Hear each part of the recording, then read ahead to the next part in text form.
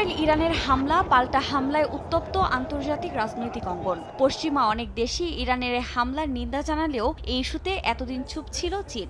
অবশেষে ভাঙল সেই নীরবতা।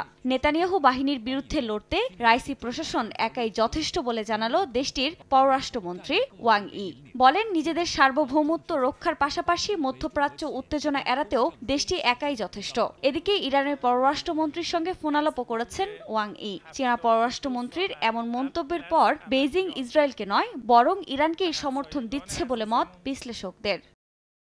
এরই মধ্যে আন্তর্জাতিক গণমাধ্যমের প্রতিবেদনে উঠে এসেছে চাঞ্চল্যকর তথ্য, যেখান থেকে জানা যায় পশ্চিমারা ইসরায়েলকে সরাসরি সমর্থন দিলেও পর্দার আড়ালে ইরানের ঢাল হিসেবে দাঁড়িয়েছে দুই পরাশক্তি রাশিয়া ও চীন। বিশ্লেষকরা বলছেন, ইসরায়েলের ওপর হামলায় মিসাইল গাইডেন্স সিস্টেম হিসেবে ইরান যেমন চীনের বেইদু স্যাটেলাইট নেভিগেশন সিস্টেম ব্যবহার করেছে, এর পাশাপাশি ব্যবহার করেছে রাশিয়ার গ্লোনাস সিস্টেমও। এছাড়া আগে জানা গিয়েছিল রাশিয়ার সঙ্গে ইউএভি তৈরির গবেষণা চালাচ্ছে ইরান। এই ধরনের কিছু ইউএভি ব্যবহার করেছে ইসরায়েলে হামলার সময়ে।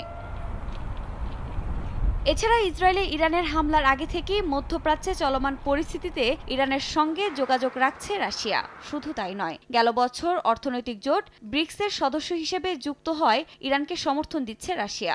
সামরিক প্রযুক্তির ক্ষেত্রে একে অপরের ঘনিষ্ঠ মিত্র হয়ে উঠেছে তারা।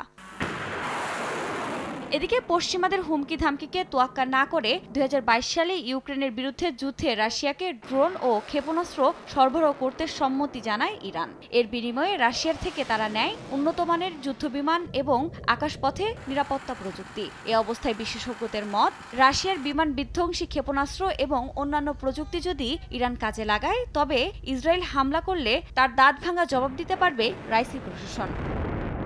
আফরিন মৌ, সময় সংবাদ।